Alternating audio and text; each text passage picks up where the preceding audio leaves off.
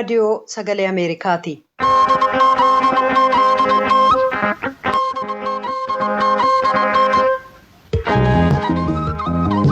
Raadiyoon sagalee Ameerikaa wixataa qabee hanga jimaataatti galgala keessaa sa'a 2:00 jalqabee hanga sa'a 3tti meetir baandii 22-25-31 irratti Waashingtan DC irraa kan dabarsu sagantaa afaan Oromoo amma jalqaba.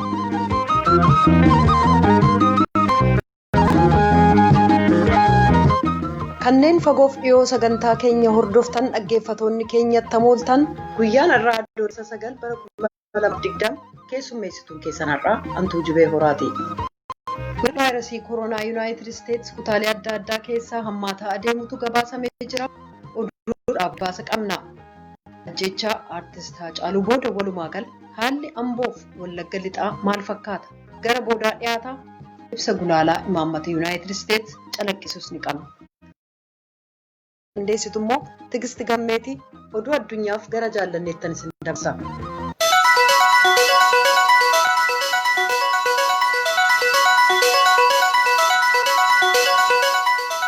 Attamiltan kabajamtoota dhaggeeffattoota keenyaa oduun kamisaarraaf qabnu kunoo.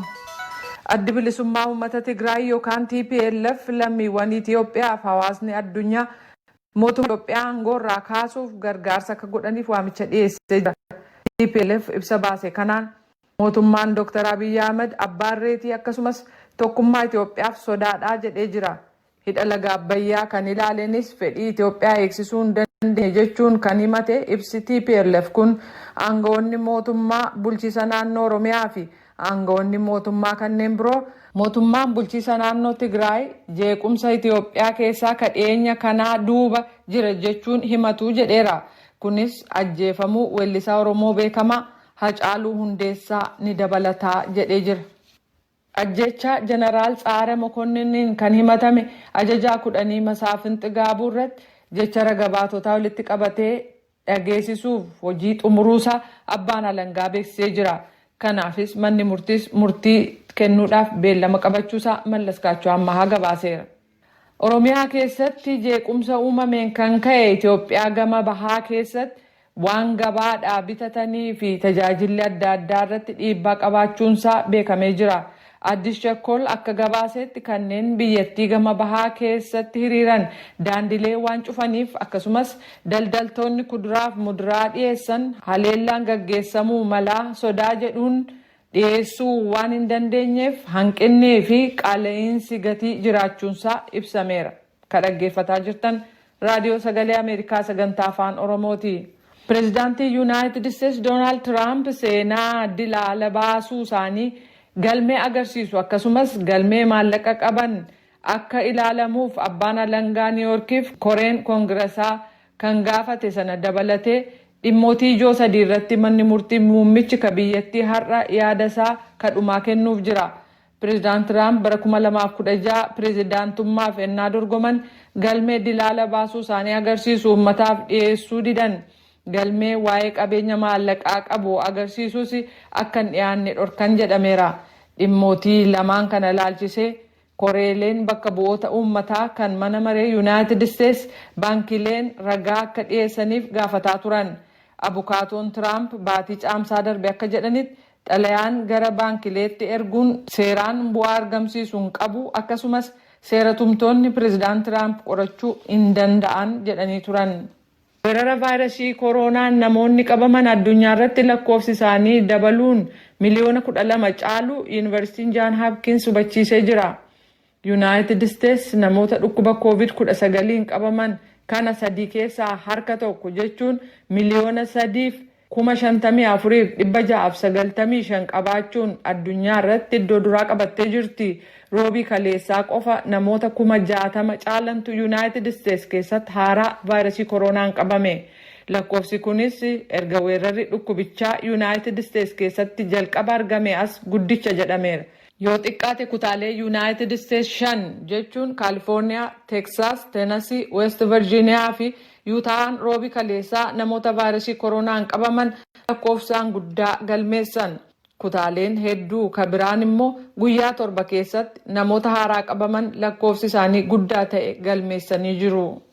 Yuunaayitid Isteetsi keessatti lakkoofsi namoota dhukkuba COVID-19 qabamanii hedduu dabalaa ka jiru ta'uu kanneen dhukkubsatanii du'an garuu hagas hin dabalin akka jiran ibsameera. Kun oduu gammachiisaa ta'us hayyoonni garuu kun of eeggannoon ilaalamuu qaba jechuun akeekkachiisu. Walakkeessa baatii waxabajjii kaasee lakkoofsi namoota haaraa vaayirasii koronaan qabamanii Ameerikaa keessatti hedduu dabalaa jira. Guyyoota darban 7 keessatti giddugaleessaan guyyaatti kan qabaman 50,000 ga'uu jedhameera. Lakkoofsi namoota du'anii kan torban tokko yeroo laalamu guyyaa guyyaatti 500 kan ga'u akka du'an ibsameera. Bulchaan yookaan kantiibaan magaalaa galma mootummaa Kooriyaa Kibbaa kan Sool eessa buuteen isaanii dhabamee jira. Saroonni poolisii fi xayyaaronni nammaleeyyiin magaalattii keessaa barbaacha isaanii kan itti fufan yoo ta'u kunis kamisa har'aa intalli kantiibaa kana eessa buuteen isaanii dhabamu ega gabaaste booda ta'u aangoonni dubbataniiru. Poolisiin akka jedhutti bulchaan magaalattii Paark Woonsun barreeffama lafa kaa'an intalli isaanii argitee jirti. Sabaahimaan Kooriyaa Kibbaa akka gabaasanitti Paark har'a lafa hojiitti hin argamne kana malees bilbilli harka isaanii cufaadha. Odeeffannoon bilbila isaanii irraa mul'ate yeroo dhumaaf kan mul'atan Suul kaaba bahaa keessaa akka ture waan agarsiisuuf jecha poolisoonni iddoo sanarratti fuulleeffatanii jiru. Meeksikoo keessatti bulchaa kutaa tokko kan turan Seesaar Duwaart waggaa 2 yakka malaammaltummaaf kan barbaadamaa turan Yuunaayitid Isteetsi keessatti mana keessaa akka hin baane ittifamanii jiru. Abbaan alangaa kan mootummaa Meeksikoo akka labsetti aangawaan durii kun poolisiin Yuunaayitid Isteetsi kan Maayaamii jiru roobii kaleessaa hidhaatti geesseera. Dabarsanii Meeksikootti kennuufis qophiin xumurameera jedhameera. Duwaart bulchaa kutaa daangaa gama kaabaa ta'uun bara 2010 hanga bara 2016 hojjechaa kan turan yoo ta'u maallaqa uummataa kan ta'e doolaara yoo xiqqaate miliyoona 52 ta'u seeraan alatti gargaaraman himannaa jedhutu irratti dhiyaatee ture jedhameera. Oduun keenya kanuma.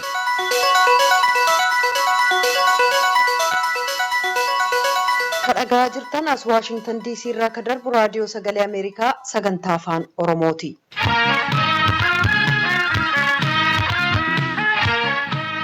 Yuunaayitid Isteetsi keessaa uummati miliyoona 3 ol vaayirasii koronaan yoo qabaman kanneen 130,000 ol ta'an immoo du'aniiru. Kutaalee Ameerikaa gurguddoo kan akka Kaalifoorniyaa, Filoriidaa, Teeksaasii fi Arizoonaa keessatti immoo namoota hedduun haaraa vaayirasichaan qabamaa jiran. Akka gabaasa Mariyaamaa Diyaalootti vaayirasichi kutaa Kaalifoorniyaa keessatti heddummaataa adeemuun Dimookiraatichi bulchaa kutaa kanaa Geevin Niwusam kutaan sun hangi tokko deebisee akka cufamu akka ajajan dirqisiise.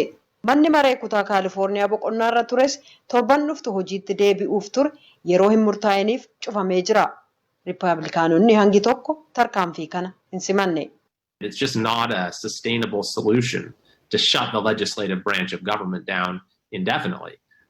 There are people across the state. Qaama mootummaa seera tumuu yeroo hin murtaa'iniif cufuun furmaata fudhatama qabu miti. Uummati guutummaa kutaa kana keessaa hojii nuti hojjennu irratti hirkata. Keessumaa hojiin kallattiin dhimmootii fayyummaa uummataa kan akka COVID-19 hidhata qabuuf dhimmootiin kanaan wal qabatee jiru dinagdeef jireenya uummatichaa miidhaa jedhan. Filooriidaanis kutaa kabiroo vaayirasii kanaan dhahamte keessaati. Bulchaan Filooriidaa Riippaabilikaantichi Roon Desaantis akka jedhanitti weerara vaayirasii koronaa to'achuuf keellaaleen eegumsa fayyaa kutaa kanaa qopheedha jedhan. In South Florida, you now have the Miami Care Center. You have a facility in Broward that's COVID. Florida kibbaa keessaa waaltaan eegumsa fayyaa Miami jira. Waaltaan COVID-19 qofaaf hundaa immoo Broward keessa jira. Konyaa Palm Beach keessas COVID-19f kan hundaa'e waaltaan qophaa'eera. Siree hedduun namoota vaayirasii koronaan qaban simachuuf oolullee ni jira jedhan. Kibxata darbe jilli Dimookiraatotaa kan Filoriidaa akkaataa bulchaan kutaa sanaa weerara vaayirasii koronaaf deebiitti kennan qeequudhaan guutummaa kutaa sanaa keessatti maaskiin akka keeyyatamu ajajuu dhabuuf bakki bashannanaa naannoo galaanaa akka hin cufamne ajajuu dhabuun lammiiwwan Filoriidaa ajjeesuuf dhibee kana facaasuudha jedhan. Filoriidaa keessaa torbanneen darban keessa uummata 8,500 guyyaatti vaayirasii koronaan kan qabaman yoo ta'u kun kan baatii darbeer dachaa 8 caala. Arizoonaanis kutaa siree hospitaalaa hedduu ka barbaadu keessaati. We are definitely not seeing the curve bend. Haala jiru innaa ilaallu dhugumatti fooyya'aa deemuusaa argaa hin jirru.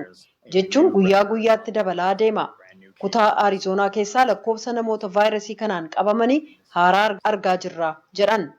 Kutaan Teeksaas weerara vaayirasii kanaan kanneen akkaan dhahaman keessaa tokko. Kibxata darbe namoota 10,000 ol ta'antu vaayirasii koronaan qabaman. Haa ta'u malee kutaan sun ajaja dabarsus jiraattonni hedduun walirraa hiiqiinsa hawaasummaaf maaskii keeyyachuu didaniiru. An lammii Ameerikaati waanan barbaade gochuun qaba. Dilaala mootummaanan baasa walaba ta'ee jiraachuun fedha walaba ta'uun fedha kanneen jedhan illee jiru. Kaan immoo mirga heerri nuu kenne faallessa waan ta'eef waanan keeyyadhu namni natti himuu hin qabu ka jedhanis jiru. Hayyoonni dhibee waa'ee dhukkuboota daariqaa yookaan infekshinii garuu erga guyyaa walabummaa Ameerikaa xumura torban darbee kabajamee as lakkoofsi namoota vaayirasii koronaan qabamanii akkaan dabaluu dubbatu. Dr. Peter Hotz hayyuu dhibee daariqaati. Isaanis akka jedhanitti haala weerara hamtuu keessa jirra. Torban ittaanu lamaan vaayirasiin kun faca'uun dachaa dabaluuf deemaa jedhan. Gurmuun White House kan COVID-19tti duuluuf hundaa'e garuu haala kana akka addaatti ilaala.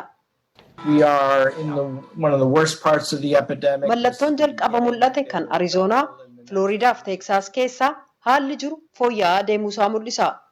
Bulchitoonni kutaalee maraa vaayirasicha akka waliin kaane gochuuf tarkaanfii cimaa fudhataniiru jedhan. Yaadi ittaanaa pireezidaantii Maayik Peensi kun kan dhaga'ame waaltaan ittisaaf to'annoo dhukkubootaa Yuunaayitid Isteetsi CDC'n baatii caamsaa dhuftuu qajeelfama attamiin manni barnootaa deebisee akka banamu beeksisuuf innaa qophaa'aa jirutti.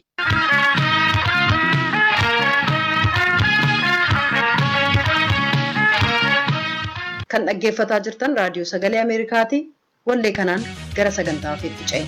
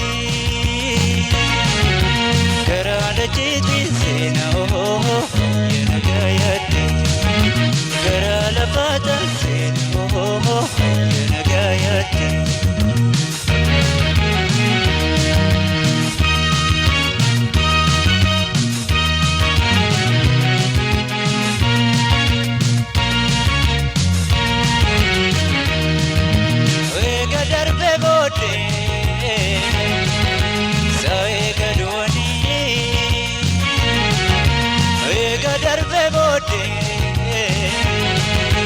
so eegadu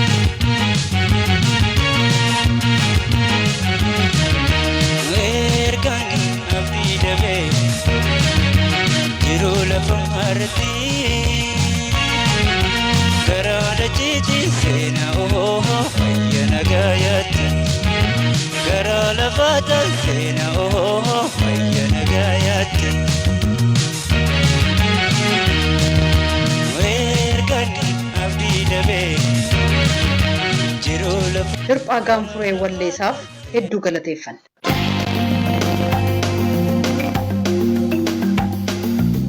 Ajjeefamuu aartist Haacaaluu Hundeessaatti fufee mormiilee bakkawwan adda addaatti ka'aniin booda amma haalli Amboof walumaa gala Oromiyaa gama lixaa keessa jiru maal akka fakkaatu gabaasaa keenya Naakoor Malkaa odeeffannee jirra namoota dubbise. Akkam oolte Naakoor, gidduu kana odeeffannoo sirraan arganne waa'ee naannawaa Amboof godinaalee gara sanaa jiran keessa haala jiru mee haala yeroo ammaa mul'atu nuuf ibsi. Tolee namoo magaalaa Amboo irraa jalqabuudhaaf torban darbe keessa ajjeechaa aartist Haacaaluu Hundeessaa hordofuudhaan magaalaa Amboo fi godinaalee Oromiyaa lixaa garaagaraa keessatti daandiin cufatee tajaajilli addaan citee turuun isaanii yaadatama. Garuu hidhata kana jalqabee tajaajilli geejjibaa, tajaajilli suuqii, tajaajilli hoteelaa, tajaajilootni hundumtuu bifa gaarii jedhamuun itti fufaniiti kan isaan jiranii. Wallagga Bahaa, Wallagga Lixaa, Qeelleen Wallaggaa akkasumas magaalotni isaan keessatti argamanis tajaajila wal fakkaataa irraa akka jiran namoota achitti argaman irraa bilbilee adda baafachuu yaaleen jira. Yeroo ammaa kana tajaajilli hundumtuu haala itti fufeetti jira jechuudha. Hiriira kana booda haalawwan kan biroon mul'atan yoo jiraatan naannolee kanatti mee goodarraa jalqabnu Qeelleen Wallaggaa keessaa waan odeeffatte maal qabda? Gara magaalaa Dambidollootti bilbilee akkasumas immoo aanolee tokko tokkotti bilbilee haala jiru qulqulleeffachuudhaaf tattaaffii godheen jira. Godina Qeelleen Wallaggaatti itti gaafatamaa waajjira bulchiinsaa fi nageenyaa kan ta'an obbo Tafarii Asaffaa torban darbe keessa ajjeechaa aartist Haacaaluu Hundeessaa hordofuudhaan magaalicha keessatti hiriirri balaaleffannaa ajjeechaa aartist Haacaaluu Hundeessaa bifa naga qabeessa ta'een raawwatamee jira. Hawaasni jiraattotni magaalaa akkasumas qaamotni nageenyaa irratti hirmaatanii karaa nagaatiin xumurameera jedhaniiti kan isaan dubbatanii. Yeroo gadda ibsatanittis rakkoon nageenyaa kan turre kan isaan ibsanii. Wal qabatee amantaan wal qabatee rakkoon godina Qeelleen Wallaggaa keessatti uumame hin jiru jedhanii. Jiraattota keessaa komiin ka'u namootni lakkoofsaan hangana hin jedhamne yookaan isaan adda hin baafatin sababa hiriira balaaleffannaa wajjin wal qabatee hidhamuu dubbatu. Isa kana adda baafachuudhaaf obbo Tafarii Asaffaa gaafadheen jira. Namootni muraasni hidhamaniiru jedhanii lakkoofsaan yeroo ibsanis namoota 6 ta'antu yeroo ammaa kana akka godina Qeelleen Wallaggaatti hidhamee sababni isaan itti hidhamanis immoo sababa balaaleffannaa hiriira sanaan wal qabatu osoo hin taane daandii gara Finfinneetti geessu daandii guddicha aspaaltii addaan kutuudhaaf tattaaffii namootni godhan 6 hidhamanii kan isaan jiranii. Adeemsi seeraa isaaniis akkuma heerri biyyattii eeyyamuun jalqabamee jira. Himatni irratti banamuudhaaf ragaa walitti qabamaa jiraadha kan isaan jedhanii. Kanarraan kan hafe rakkoon biraan jiru jechuun kan isaan ibsa kennanii jiran jechuudha. Mee achumaan gara Wallagga Lixaatti ceenu achiis yoo odeeffannoo qabda ta'e? Tolee godina Wallagga Lixaa ilaalchisees akkasuma torban darbe yeroo hiriira balaaleffannaa jechuudha. Akkuma godinaalee bakka biraa Oromiyaa keessatti mul'ataa ture daandiinis cufamee tajaajilootnis iddootti cuccufaman tokko turaniitu kan isaan turanii. Isaa wajjin wal qabatee haalli yeroo ammaa kana jiru maal fakkaataa kan jedhu mirkaneeffachuudhaaf jiraattotatti bilbilee hiriira balaaleffannaa sanaan wal qabatee aanolee akka Qilxukaarraa, Manasibuu akkasumas aanaa Najjoo fi kanneen birootti namootni hiriira balaaleffannaa sana irratti dhaadannoo dhageessisaa turan akkasumas immoo alaabaa adda bilisummaa Oromoo qabatanii turan hidhaman jedhanii komii kan dhiyeessan turaniiru. Dhimma kana adda baafachuudhaaf gara bulchaa godina Wallagga Lixaa obbo Eliyaas Uummataatti bilbileen ture. Aartist Haacaaluu Hundeessaa irratti ajjeechaan geggeeffame gadda guddaa kan namatti dhageessisu. Gadda guddaa kana irrattis immoo namootni hiriira kana irratti hirmaatan balaaleffachuu qofa osoo hin taane namni ajjeechaa kana raawwate seeratti haa dhiyaatu gaaffii jedhu dhiyeessanii jiru jechuun kan isaan dubbatanii. Hiriira balaaleffannaa kana irratti garuu namootni bifa naga qabeessa ta'een aanolee 12 ta'an keessatti balaaleffatanii galan irraan kan hafe namni sababaa hirmaannaa hiriira kana irratti taasiseen hidhame hin jiru jedhaniiti kan jiranii. Gaaffii uummata keessaa namoonni hidhaman jedhamee ka'eef ammoo yeroo deebii kennan namootni 77 ta'an hidhamaniiti kan isaan jiranii akka godinichaatti jedhanii. Sababa hiriira kana irratti hirmaataniif osoo hin taane sababa jeequmsa kakaasuudhaaf akkasumas qabeenya gubuudhaaf namoota irratti balaa lubbuuf balaa miidhaa qaamaa geggeessuudhaaf tattaafataniiti kan isaan to'atamanii jechuun deebii kennaniiti kan isaan jiranii.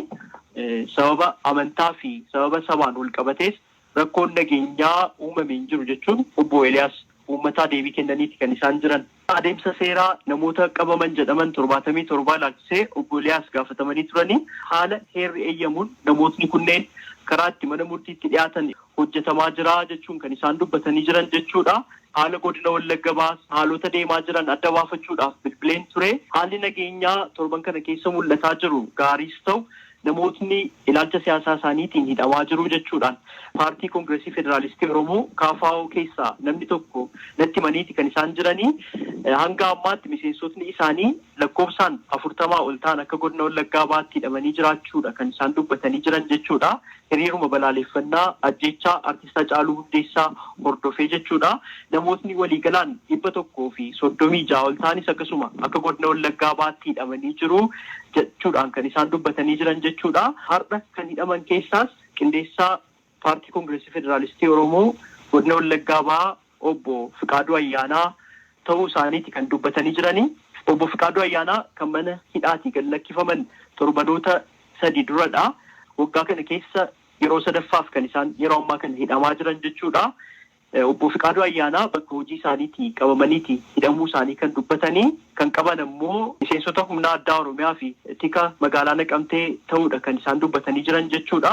Maaliif qabaman addatti waan itti himame jira yookaan immoo mana murtiirraa ajajni itti dhiyaate jira? Obbo Fiqaaduu Ayyaanaa alattiin qabaman maali kan jedhu gaafadheen ture miseensotuma koree qindeessituu kan KFO godina Wallaggaa Bahaa keessaa jechuudha. Sababni ammatti addatee dhiyaate hin jiru. Sababuma miseensa KFO ta'an irraan kan hafe waan ittiin qabaman kan biraa hin qabanii jechuun kan isaan dubbatanii jiran jechuudha. Dhimma waraqaa mana murtii barreessisuu dhabuu isaanii ilaalchisee garuu adda kan hin baafanne ta'uu natti himanii jiru. Yeroo ammaa kana mooraa tikaa magaalaa Naqamtee keessatti hidhamanii jiru jechuun dubbatanii jiru. Isa malee godina Wallagga Bahaa aanaa Sireettis aanaa Sibuu Siree jechuu kooti aanaa Haroo Limmuu aanaa Eebantuu aanaa Diggaa miseensotni KFO lakkoofsaan waliigalaan naannoo 10 ta'an qabamanii hidhamanii jiru. Kan isaan ittiin hidhamanis sababuma miseensa KFO ta'an yookaan ilaalcha siyaasaa kan biraa qabaatan irraan kan hafe sababa biraa hin qabanii jechuun koree qindeessituu KFO godina Wallaggaa Bahaa keessaa kan natti himanii jiran jechuudha. Yeroo ammaa kanas namootni kun bakka garaagaraatti hidhamanii jiru. Mana murtiitti dhiyaachuuf dhabuu isaanii ilaalchisee hanga ammaatti wanti mirkanaa'e hin jiru. Dhimma kana adda baafachuudhaaf gara itti gaafatamaa waajjira bulchiinsaaf nageenyaa godina Wallaggaa Bahaa obbo Badhaasaa Goobanaatti bilbileen ture. Amma siduukaa dubbachuu hin danda'u boodarra deebisinaaf bilbili jedhanii jiru. Qulqulleeffachuu hin dandeenye hanga sa'aatii kanaatti jechuudha. Gara fuulduraatti dhimmoota kana wajjin wal qabatee wantoota qulqulleeffadhu yoo jiraate kanan qabadhee dhiyaadhu ta'a. Mootummaan gidduu kana ibsa baasuun hiriira kanarratti bakkawwan baay'eetti namoonni baay'een akka lubbuu dhaban qabeenyaaleen baay'een akka miidhaman dubbataa jira. Gama kanaan naannoo sanatti waan mul'ate jira. Dhimma kana adda baafachuudhaaf godina Wallaggaa Bahaa, godina Qeellee Wallaggaa akkasumas godina Wallaggaa Lixaarraa haala jiru adda baasuudhaaf tattaaffii godheen ture. Godina Qeellee Wallaggaa keessatti daandii aspaaltii gara Finfinneetti geessu kan aanaa Sayyoo keessatti argamu. Namootni kutuudhaaf yaalii godhan jedhan irraan kan hafe balaan lubbuurra qaamarra akkasumas immoo rakkoon biraa ka'ee hin jiru jechuudhaan itti gaafatamtootni naannoo sana jiran nuuf himaniiti kan jiranii. Haa ta'u malee torban darbe keessa gabaasa taasifneen godina Wallagga Bahaa magaalaa Naqamteetti walitti bu'iinsa qaamolee nageenyaa fi namoota hiriira balaaleffannaa ajjeechaa artist Hacaaluu Hundeessaa irratti hirmaachuudhaaf ba'an gidduutti taasifameen lubbuun namoota 3 darbuuf namootni 7 ta'an madaa'uu gabaafameeti kan ture. Namoo gama biraatiin hidhaan bakka tokko tokkotti adeemsifamu ilaalchisee jiraataa magaalaa Naqamtee kan ta'anii fi abbaa seeraa kan ta'an kanaan dura namoota ilaalcha siyaasaa isaaniitiin hidhamaa turan jedhamaniif akka abukaatootti nama dhaabbataa turan keessaa sababaa nageenyaa koof maqaa koo hin heerin jedhanii waan gaafataniif kanan maqaa isaanii hin caqasne dhimma kana irratti dubbiseen ture. Namootni hidhamaa kan jiran halkan sa'aatii 7, sa'aatii 6, sa'aatii 4 waan akkasiitti kan isaan jedhanii akka seera biyyaatti ammoo yookaan akka heerri mootummaa kaa'utti namni tokko qabamuu kan danda'u ganama sa'aatii 12 qabee hanga guyyaa sa'aatii 12 qofaatti isarra darbeeti. Humnootni nagaa eegumsaa mootummaa namoota kan qabaa jiran jedhanii jiru. Kanarra darbees ammoo namoonni qabaman tokko tokko bakki isaan itti hidhaman hin beekamu. Poolisiin qabamuu namoota kanaa hin beeku. Abbaan alangaa yookaan waajjirri haqaas dhimma kanarratti adda baasuudhaaf rakkata. Manni murtiis namoota kana gaafachuudhaaf yookaan himata bansiisuu wajjin wal qabatee adeemsi seeraa barbaachisaa ta'e akka raawwatamu gochuudhaaf hin danda'amuu jedhaniiti kan jiranii. Silaa akka heera biyyaatti namoonni yeroo qabaman bakki itti qabaman eessatti akka hidhaman haalliidhaa isaanii ilaalchisee ragaan guutuu gama mootummaatiin kennamuu qabaa jedhanii jiru. Abukaatoo akka argatan, maatii isaanii akka quunnaman, nyaata gaariif bakka ciisichaa gaarii akkasumas fayyaa isaanii ilaalchisee hordofamuu qabu hanga seeraan irratti qulqullaa'ee yakkamaa ta'anitti bilisa jedhamuus danda'u. Kana ilaalchisee garuu haala heerri biyyaa eeyyamuun hojiin hojjetamaa jiru rakkoo kan qabu jedhaniiti kan jirani. Haala qabiinsa namoota hidhamanii ilaalchisee waan qoratan yoo qabaataniif abbaa alangaa waliigalaa naannoo Oromiyaa irraa bilbilaan adda baafachuudhaaf yaaliin godhe ammaaf hin milkoofne. Deebii kan argannu yoo ta'e immoo gara fuulduraatti qabannee kan dhiyaannu ta'a. Tolee, gabaasaa raadiyoo sagalee Ameerikaa Naakoor Malkaa Amburraa gaaffiif deebii kanaaf guddaan si galatoomsadha. Tolee namoo atillee galatoom.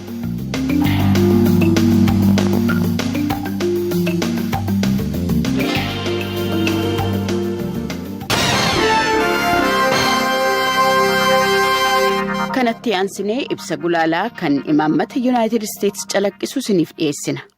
Ameerikaan akkuma duruu jecha baate akka ilmeen namaa hin gurguramne qabsaa'uu jirti. Ministeerri Ajaalaa Ameerikaan illee gabaas ganni diddameessoo irratti hojii akkanaa dhaabuuf ba'e TIP jedhan irratti anum jedhe.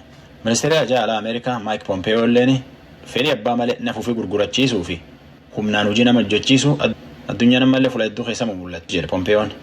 There are 25 million adults and children suffering from labor and sex trafficking worldwide. That desecration. Addunyaa keessaa ijoollee fi nama guddaan miliyoon 25tti hojii akkanaatti jira. Ilmi namaa waaqee akka ofiitiin uume akkana tolchanii faayidaa dhowwanii itti taphachuun waan baddu waan akka malee badduuti jedhe Pompeoon. Ganni dabre keessa Pireezidaanti Trump biyyoota hojii akkanaa hojjetan jedhe 15 qarqaarsa mootummaa irraa hute. Amma ganna kanaallee Pireezidaanti Trump mootummaan isaa hojii akkasii sun balleessuu fi $1 biliyoona dhiyaatu kennee jedha.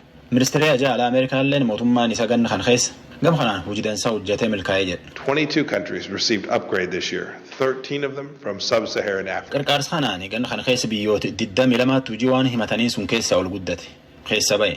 Kana keessa 13 biyyoota gammoojjii Saaraa gadi jiraniiti. Durii ijoollee humnaan hojii hojjechiifatanii naf isaanii gurguratanii akka isaan jiraatan tolchanii jedhanii himatanii ganna kana amal sun keessaa bahanii jedhe. Biyyoota addunyaa sadeen hojii akkanaatiin beekanii Chaayinaa fa'a. Paartii Kooministii Chaayinaatii fi warri isii waliin hojjetu ummati isaanii humnaan hojii nama hojjechiifachuun beekaman. Sunu hojii humnaan hojjetan karaa baaburaa baasuutiif karaa makiinaa wal keessa qaxxaamuruu hojjechuu fa'a. Ummata Uiguuriitii fi Musliim biyyi sunii naannoo Xinjiangii fi fuula dhibee hedduu keessatti akkan hojjechiifatan. Kuubatti ammoo bulchiinsi Kaastro horiin guddaan inni argatu horii ogeeyyitu fayyaa biyyaalaa dhaqanii namaa wallaanan. Kuubaan addunyaa keessaa ogeeyyoota fayyaa 50 biyyoota 60 keessatti ergiteetiin hojiin hojjechiifatti. Humnaan hojiin hojjechiifachuu jiranii jedhaniitiin agi tokkin baqatallee. Biyyi hedduun ammoo jara kan akka paaspoortiillee irra fuudhan akka adoo beekanu. Horiin jaraa kaffalamulleen baankii mootummaatti akka galullee adoo beekanu. Kontiraatallee dhossaan akka mallatteessaniif adoo beekanu eeyyamanii fi hojii hojjechiisan. Mootummaan dhossaan ilmee namaa gurgurachuun kun hojii akka malee hamtuuti jedha Ministeerri Ajaalaa Ameerikaa. Kun seera malee mootummaan tokko jiraachuuf yookaan ammoo jiraachuu dhabuuyyuu danda'a kanaan. Mootummaan mirga nama eeguu qabu malee balleessuun malle. United States ammoo mootummaa uummata isa gurguratutti hin calliftu. Hojii hamtuu sunillee ittiin lakkiftu. Kan kanaa olitti dhageessan ibsa gulaalaa kan imaammata United States calaqqisu ture. Raadiyoon Sagalee Ameerikaa galgala keessaa sa'a 2:00 jalqabee hanga sa'a 3:00 wixataa hanga jimaataatti qophii afaan Oromoon dabarsuu irratti raawwata. Qophii boriitiin walitti deebina. Nagaatti bulaa. Amma sagantaa afaan Amaaraatu itti fufa.